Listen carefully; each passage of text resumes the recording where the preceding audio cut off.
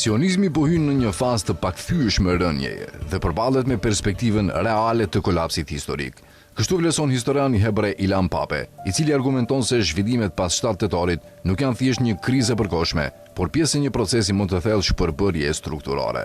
Sipas tij, sulmi Hamasit duhet parë si një tërmet që goditi një ndërtesë tashmë të dëmtuar. Çarjet kishin ekzistuar prej kohësh, por tani ato janë bërë të dukshme në vetë themelet e projektit sionist. Ai ngre pyetjen thelbësore. Pas më shumë se një shekulli, apo i ofrohet fundi idez për të imponuar një shtet hebre në një territor arab dhe të lindjes së mesme. Pape thekson se rënja e shteteve nuk ndodh gjithmonë në mënyrë të menjëhershme.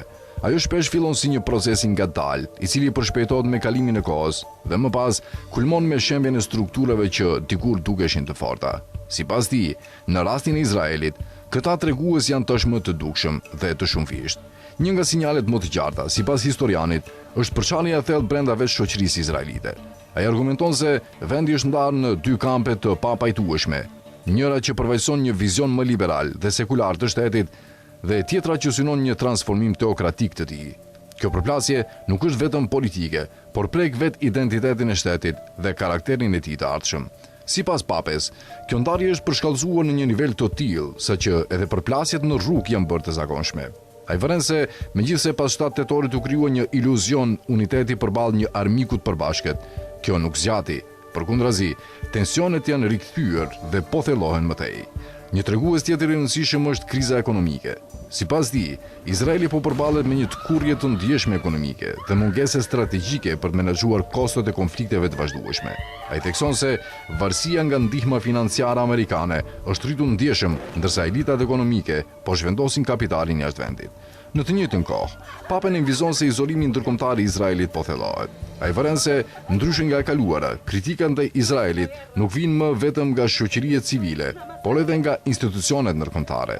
Kjo sipas tij është një shenjë e qartë se legitimiteti global i shtetit po dobësohet.